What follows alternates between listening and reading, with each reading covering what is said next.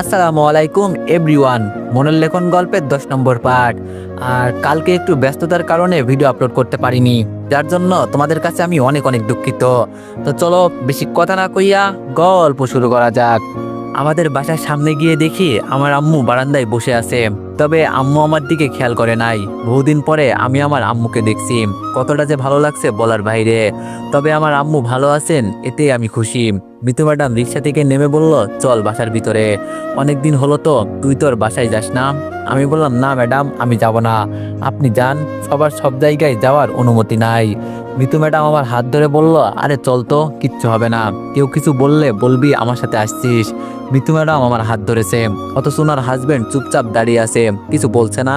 তবে আমার যতটুকু ধারণা হওয়ার ছিল ধারণা হয়ে গেছে। মিতু ম্যাডামের হাজবেন্ড কতটা যে বোকা সেটা আমি ভালো করেই দেখতে পেয়েছি। আমি মিতু ম্যাডামের হাত ছাড়িয়ে বললাম, আপনার হাজবেন্ড সবকিছু দেখছে, স্বামী রেখে অন্য কারোর হাত ধরতে লজ্জা লাগে না? মিতু ম্যাডাম বলল, লজ্জার কি আছে?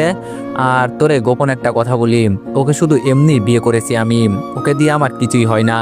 মাঝে মাঝে ওকে ঘুমের ওষুধ খাইয়ে আমি আমার বন্ধু বান্ধব বাসায় নিয়ে আসি। তুই তো আর আমার কষ্ট বুঝলি না, তোর জন্য আমার মনের জায়গা সবসময় খোলা ছিল। আমি বললাম, সিসি, যে তার স্বামীকে এভাবে ধোকা দিতে পারে তার মতো নষ্ট মেয়ে এই পৃথিবীতে নেই একটাও। তোরে তো দেখতেও ইচ্ছা করছে না আমার।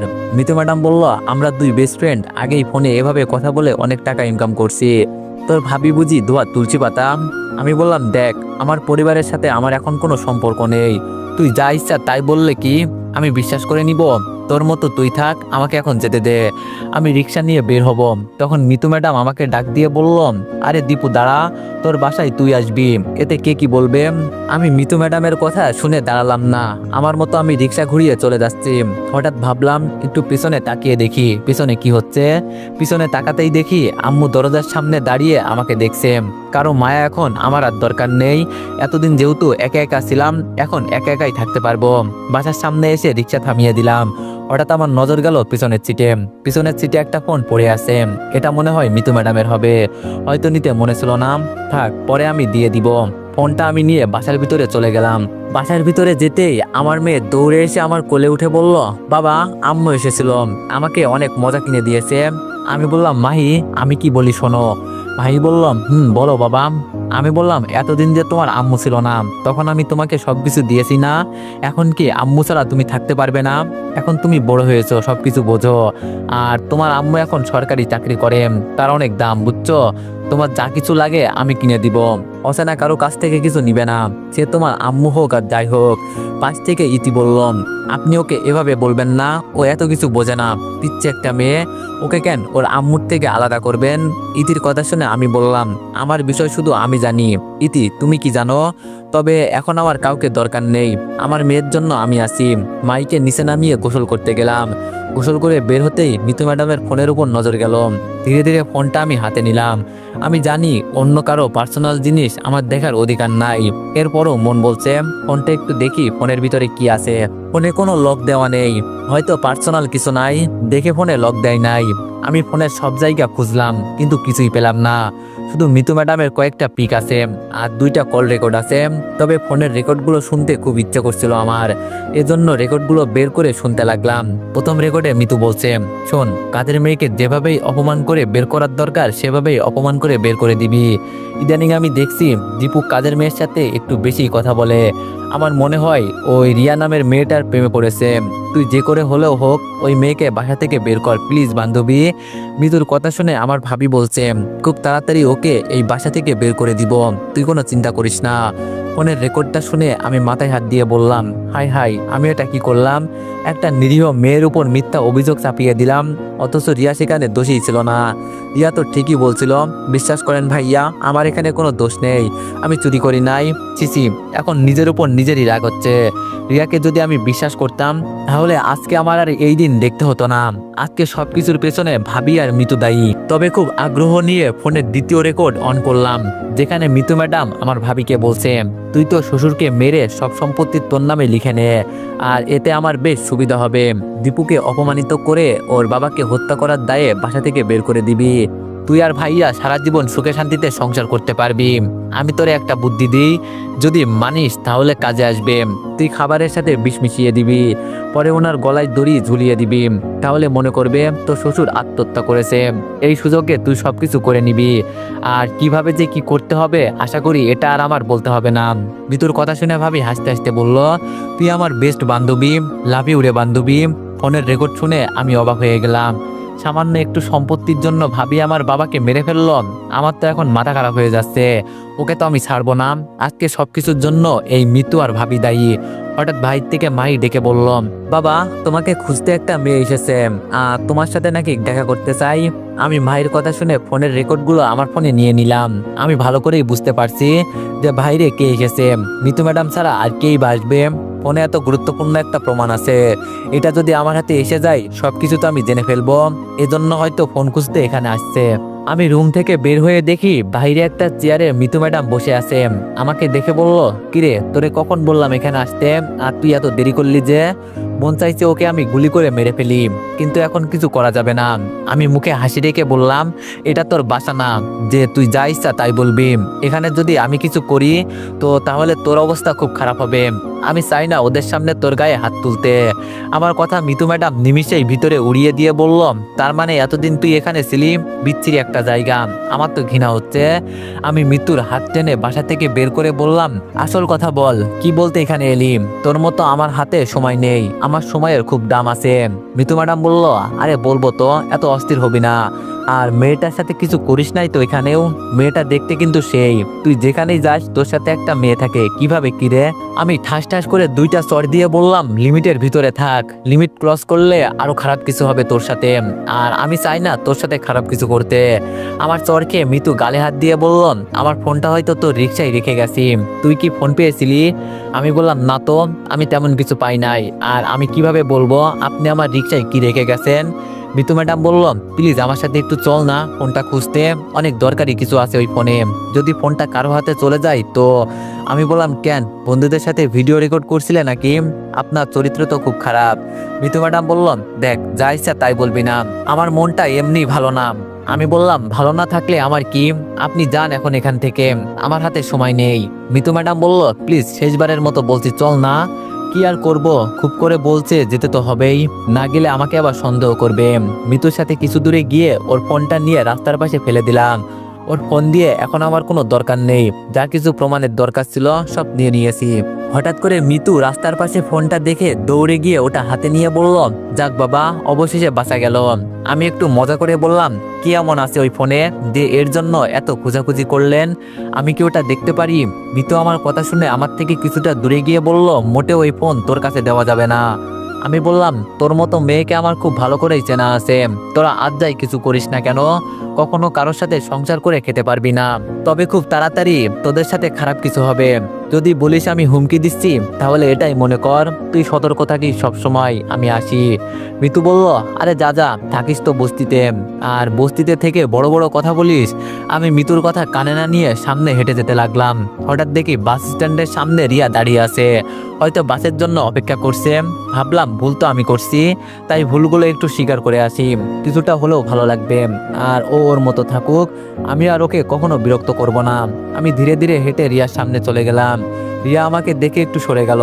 আমি আবার ওর সামনে গিয়ে আগ বাড়িয়ে বললাম, ম্যাডাম আমি ভুল করেছি, আপনার কোনো কথা বলতে হবে না আমার সাথে, আপনি শুধু 5টা মিনিট আমাকে সময় দিবেন আমার ভুলগুলো স্বীকার করার জন্য।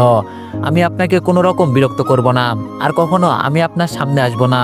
কথা দিচ্ছি কখনো আমার মেয়েকে নিয়ে আপনার সামনে এসে বলবো না যে আপনি মাহির আম্মু। আমার কথা শুনে রিয়া আমার মুখের দিকে তাকিয়ে আছে। তবে একটা জিনিস আমি খুব খেয়াল করছি, যখনই আমি রিয়ার সাথে কথা বলি তখনই ওর চোখের কোণে আমি পানি দেখতে পাই। তবে ওর মনের ভিতরে আজও আমার জন্য ভালোবাসা আছে কিনা এটা আমি বলতে পারি না। তবে আমার একটা বিষয় চিন্তা করলে খুব ভালো লাগে, যে আমাদের বাসার কাজের মেয়েকে আমার এখন ম্যাডাম বলতে হয়। মানুষ ঠিকই বলে যে আজকে গরিব বলে আমাকে ব্যবহার করে আমার সুযোগ নিচ্ছ, কিন্তু এমন একদিন আসবে যখন আমার পরিবর্তনটা খুব ভয়ানক হবে। আমি রিয়াকে পুলিশের পোশাকে দেখে সত্যি খুব খুশি হয়েছি। আমি রিয়াকে আবার বললাম, প্লিজ 5টা মিনিট, আপনার কোনো কথা বলতে হবে না, আমি বলবো আর আপনি শুধু শুনবেন। আমার কথা শুনে রিয়া একটু সাইডে সরে গেল। আমি আমার ফোনটা বের করে মিতু ম্যাডামের থেকে নেওয়া রেকর্ডটা বের করে রিয়ার হাতে দিয়ে ফোনটা দিয়ে বললাম, একটু শুনেন। আমার কথা মতো রিয়া খুব মনোযোগ দিয়ে রেকর্ডটা শুনলো।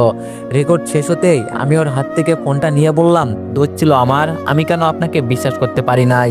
ওই মানুষ কথাই বলে না, কাউকে কষ্ট দিয়ে মানুষ সুখে থাকতে পারে না। দেখছেন, আপনার অভিশাপ আমার গায়ে লাগছে। আমাকে বাসা থেকে বের করে দিয়েছে, আর এখন আমার জায়গা হলো বস্তির মাটিতে। চিন্তা করি না, ভাগ্যে যা ছিল তাই হয়েছে। তবে একটা পুরাতন কথা আমার খুব মনে পড়ে জানেন, আমাদের বাসার কাজের মেয়েটা ছিল, ওকে আমি খুব ভালোবাসতাম। হয়তো কখনো বলা হয় নাই ওকে এই কথা। ও সবসময় বলতো, ভাইয়া বলে দেন না, সমস্যা কি? কিন্তু আমি লজ্জায় বলতাম না। তবে ওকে একবার বলতে শুনছিলাম যে এখন তো আর ভালোবাসি বলবেন না, যখন আমি থাকবো না তখন হাজারবার বলেও আমাকে পাবেন না। দেখছেন, আজকে সবকিছু আমি হারিয়ে ফেলেছি, তবে এরপরও আমি আমার মেয়ের দিকে তাকিয়ে ভালোবাসি। নতুন মানুষ পেয়েছেন, দোয়া করি আরো সুখী হন। তবে আমি তোমাকে বিশ্বাস না করে সেই দিন তাড়িয়ে দিয়েছি। যদি সম্ভব হয় আমাকে মাফ করে দিও। আমার বলা 5 মিনিট শেষ, আমি আর কোনোদিন তোমার সামনে আসবো না। তবে তোমার সাথে একটু কথা বলতে খুব মন বলছিল, এজন্য এগিয়ে আসলাম। ভুল হলে মাফ করে দিও। আর আমার মেয়ের কাছে কখনো যাবে না। ওর যখন তোমার উপর মায়া জন্ম নিবে, তখন আমি তোমাকে কোথা থেকে এনে দিব। ভালো থেকো, আর ছেলেটাকে নিয়ে সুখে সংসার করো। ভুলগুলো মাফ করে দিও। এই কথা বলে আমি পিছন ফিরে হাঁটতে লাগলাম। চোখের পানি যে আমি কিভাবে আটকে রাখছি এটা শুধু আমি জানি। হঠাৎ পিছন থেকে ভাইয়া বলে একটা শব্দ ভেসে আসলো। আমি মনে করলাম হয়তো রিয়া আমাকে ডাক দিয়েছে, এজন্য পিছনে তাকালাম। কিন্তু আমার ধারণা ভুল, রিয়া আমাকে ডাক দেয় নাই। অন্য একটা মেয়ে কাকে জানি ভাইয়া বলে ডাক দিল। রিয়া ওই জায়গায় মাথা নিচু করে দাঁড়িয়ে আছে। আচ্ছা, আমি কি অনেক বড় ভুল করে ফেলেছি যে ও আমার সাথে কথা বলবে না? নাকি আমাদের মাঝখানে কোনো বাধা আছে? আমি আর এখানে একটুও দাঁড়াই নাই, সরাসরি বাসায় চলে এলাম। বাসায় গিয়ে ফেসবুকে ভিডিও দেখতে লাগলাম। হঠাৎ রিয়ার আইডি আমার নজরে এলো। ওর প্রোফাইল পিক দেওয়া পুলিশের পোশাকে, কিন্তু ওর আইডির ভিতরে গিয়ে দেখি রিলেশনশিপ দেওয়া আছে। রিয়া যার সাথে এটা দিয়েছে, আমি তাকে দেখতে তার আইডির ভিতরে ঢুকলাম। আরে হালা, এটা তো সেই ছেলে যে রিয়ার হাত ধরে আমার রিক্সায় বসছিল। ছেলেটার আইডি খোঁজাখুঁজি করে দেখলাম ওর বাবা মেয়র। এর জন্য ছেলেটা বলছিল আমাকে চিনিস তুই? তার মানে রিয়া এখনো ও বিয়ে করে নাই। রিয়া ওই ছেলেটার সাথে প্রেম করে, কিন্তু আমার জানার মতে রিয়া এমন কিছু করতে পারে না। ওকে আমি খুব ভালো করেই চিনি। না না, আমার সবকিছু খুঁজে বের করতে হবে। রিয়া কি আসলেই ওকে পছন্দ করে? রুমে বসে আছি, তখন ইতি এসে বলল, কি করেন সাহেব? আমি বললাম, এই তো বসে আছি। তা তুমি কি করো? ইতি বলল, আমি তো আপনাকে দেখতে এখানে আসছি। কেন, কোনো সমস্যা? আমি বললাম, তোমার ঢং দেখে আর বাঁচি না। কি বলতে এসেছো সেটা বলো, এত পেঁচাতে হবে না। ইতি বলল, চলেন না পার্ক থেকে একটু ঘুরে আসি, অনেকদিন হলো যাওয়া হয় না। আমি বললাম, টাকা নাই, যেতে পারবো না। ইতি বলল, আরে টাকার দরকার পড়লে আমি দিব, চলেন না। মাই আমার কোলে উঠে বলল, প্লিজ বাবা চলো। মায়ের গালে চুমু দিয়ে বললাম, আচ্ছা মা, বিকালে যাব। এখন আমি একটু বাইরে যাব, তোমরা রেডি হও, ঠিক আছে? মাহি বলল, আচ্ছা বাবা, তাড়াতাড়ি আসবে, নইলে কিন্তু তোমার খবর আছে। আমি বললাম, আম্মু, বুঝতে পারছি। আমি বাসা থেকে বের হয়ে সামনে হাঁটতে লাগলাম। এখন যাব একটা গুরুত্বপূর্ণ জায়গায়। জানি আমাকে দিয়ে এইসব হবে না, যাকে দিয়ে হবে তার কাছেই যাচ্ছি। রাস্তা দিয়ে হেঁটে যাচ্ছি, হঠাৎ করে একটা মাইক্রো আমার সামনে এসে দাঁড়ালো, আর একটু হলে আমার উপরে তুলে দিত। আমার একটু রাগ হলো, এজন্য ভাবলাম কিছু বলি, কিন্তু আবার চিন্তা করলাম এই শহরে অনেক ধরনের বিয়াদব আছে, পরে ঝামেলা হয়ে যাবে। এজন্য আমি আমার মতো হাঁটতে লাগলাম। একটু দূরে যেতেই পেছন থেকে আমাকে ডাক দিয়ে বলল, কিরে, ভয় পেলি নাকি আমাদের দেখে? আমি পেছনে তাকিয়ে দেখি রিয়ার নতুন বয়ফ্রেন্ড এখানে আসছে, মেয়রের ছেলে। ও হ্যাঁ, একটা কথা তো বলতে আমি ভুলেই গেছি, ওর নাম হলো রাসেল। ফেসবুকে আমি ওর নাম দেখছিলাম। আমি রাসেলের ডাক শুনে ও সামনে গিয়ে বললাম, কিরে, সেই দিন যে চর দিয়েছিলাম সেটা কি ভুলে গেলি, নাকি নতুন করে আবার চর দিতে হবে? রাসেল বলল, তুই মনে হয় এখনো আমাকে ভালো করে চিনিস নাই। আমি বললাম, তোরে চিনে আমি কি করব? আর তোর বাবা যে মেয়র এটা আমি জানি। আমার সঙ্গে পাঙ্গা নিতে আসবি না, নইলে নিচের সবকিছু কেটে রেখে দিব। রাসেল আমার ঘাড়ে হাত রেখে বলল, ও তাই নাকি? এতই সহজ মনে হয় আমার গায়ে হাত দেওয়া? কি রে, তোরা কই রে? একটু গাড়ির ভিতর থেকে বের হয়ে এখানে আইতো। এই কথা বলতেই 3-4 জন ছেলে গাড়ির ভিতর থেকে বের হয়ে আমার সামনে আসলো। তবে ওদের সবার হাতে পিস্তল আছে।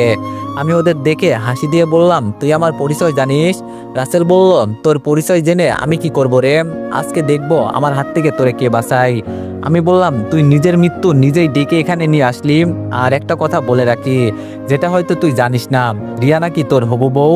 এমন এক সময় ছিল ও আমার গার্লফ্রেন্ড ছিল। ওকে জড়িয়ে ধরা, শাড়ি পরিয়ে দেওয়া, আরো কত কিছু যে ওর সাথে করেছি এর কোনো হিসাব নেই। আমার কথা শুনে রাসেল রেগে বলল, ও তাহলে তুই সেই ছেলে যার জন্য রিয়া মাঝে মাঝে কান্না করে? তোরে আজকে আমি খাইছি। আমি বললাম, আরে আমাকে মারবি তো ঠিক আছে, আমি না করব না, তার আগে আমি একটা ফোন দিব, এরপর দেখ তোর কি অবস্থা হয়। রাসেল বলল, ও তাই নাকি, দেখি তুই কারে কল দিবি দে, দেখি তোর কোন বাবা তোর এখান থেকে বাঁচিয়ে নিয়ে যায়। আমি ফোনটা বের করে আপুকে কল দিলাম। সেদিন আপু যাওয়ার আগে ওর ফোন নাম্বার সেভ করে দিয়েছিল আমাকে। আপুকে কল দেওয়ার পর আপু কল ধরে বলল, আরে আমার ছোট ভাই যে, আজকে কি মনে করে বড় বোনকে কল দিলি। আমি বললাম, আপু আমি একটা বিপদে পড়েছি, একটা ছেলে আমাকে আটকে রেখে বলছে আমাকে নাকি মেরে ফেলবে। আপু বলল, ও তাই নাকি, এত বড় সাহস কার আছে যে আমার ভাইকে মারবে। আমি বললাম, দেখ আপু আমি মজা করছি না, সত্যি বলছি আমি। আপু বলল, তুই এখন কোথায় আসোস। আমি আপুর ঠিকানা দিয়ে বললাম, একটু তাড়াতাড়ি আসবি প্লিজ। আপুর সাথে কথা বলছি 1 মিনিট হলো, এর ভিতরে একটা দোকান থেকে কয়েকটা ছেলে দৌড়ে আসলো, আর এসেই আমাদের বলতে লাগলো, এখানে দীপুকে। আমি শুধু বললাম, আমার আপু কি আপনাদের এখানে বলছে আসার জন্য। এটা বলতে ওরা রাসেল আর ওর বডিগার্ডদের উড়াধুরা মারতে লাগলো। আমি শুধু দাঁড়িয়ে দাঁড়িয়ে দেখছি আর মনে মনে বলছি, আমার দুলাভাইয়ের এত পাওয়ার, এই শহরের বেশিরভাগ লোকই তাকে চেনে, এমনকি তার নাম শুনলেই ভয় পায়। এর ভিতরে আমার দুলাভাই আর আপু চলে আসলো। আপু আমার সামনে এসে রাসেলকে দেখিয়ে বলল, এই ছেলে তোর গায়ে হাত দিয়েছে। আমি বলতে আপু ছেলেটার গলা শক্ত করে ধরে বলল, আমাকে চিনিস তুই, আর তুই আমার ভাইয়ের গায়ে হাত দিস, বেঁচে থাকার কি ইচ্ছা আছে। আমি আপুকে ছাড়িয়ে বললাম, বাদ দে, আর রাসেল এখান থেকে চলে যা, দ্বিতীয়বার আর আমার সামনে আসবি না, নইলে কি অবস্থা হবে তোর তুই ভালো করেই জানিস। রাসেল আপুর হাত থেকে ছাড়া পেতেই গাড়িতে উঠে বলল, আমি হলাম মেয়রের ছেলে, তোদের সব কয়টাকে আমার দেখার আছেই বলে দিলাম। এই কথা বলে রাসেল চলে গেল। আপু আমার হাত ধরে বলল, চল আমার বাসায়। আমি আপুর কথা শুনে গাড়িতে উঠলাম। আপু আমার পাশে বসে বলল, বাড়িতে যাসনি আর কখনো। আমি বললাম, সেই দিন গিয়েছিলাম, তাও আবার রিক্সা নিয়ে, সব হলো কপাল আপু, তবে তোরে আমি কিছু বলতে এসেছিলাম। আপু বলল, কি বলবি বল শুনি। আমি বললাম, না এখন বলবো না, আগে বাসায় চল, নইলে তুই আবার পাগলামো শুরু করে দিবি। আপু বলল, আরে বল, কিছু করব না। আমি বললাম, না হবে না, আগে তোর বাসায় যাব পরে বলবো। আপু বলল, আচ্ছা ঠিক আছে চল। গেটের সামনে যেতেই দারোয়ান আমাকে দেখে একটু অবাক হলো। আমি ভিতরে ঢুকতে ঢুকতে দারোয়ানকে বললাম, মানুষ চিনে কথা বলবি, নইলে আবার চাকরি হারিয়ে ফেলবি বুঝলি। আমার কথা শুনে দারোয়ান চুপচাপ দাঁড়িয়ে আছে। আমি যে কে ও ঠিকই চিনে ফেলেছে। বাসায় যাওয়ার পর আপু আমাকে নিজ হাতে খাইয়ে দিল।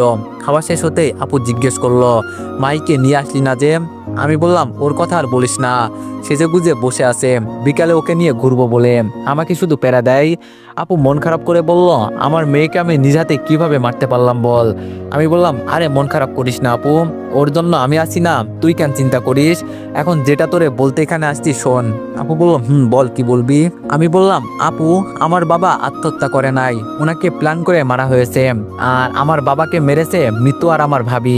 আমার কথা শুনে আপু অবাক হয়ে বলল, কি বলিস এইসব, তোর এই কথা কে বলল। আমি আপুর সামনে ফোন থেকে রেকর্ডগুলো বের করে বললাম, এই যে শোন, আর মৃত্যু হলো ভাবির বেস্ট ফ্রেন্ড, ওর ফোন থেকে এগুলো নেওয়া।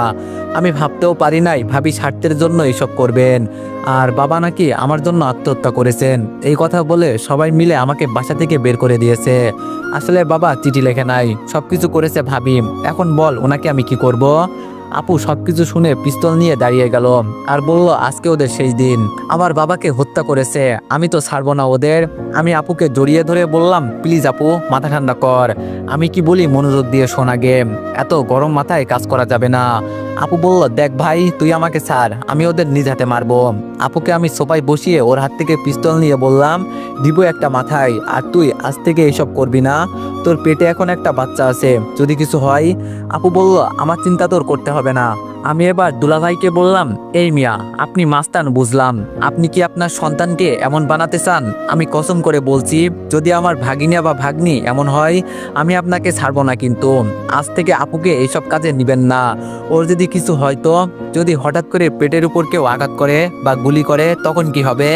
আমার কথা শুনে দুলাভাই বলল, আমি তোমার বোনকে না করি আমার সাথে যেতে, কিন্তু আমার পিছনে পিছনে চলে আসে, তো আমি কি করব বলো।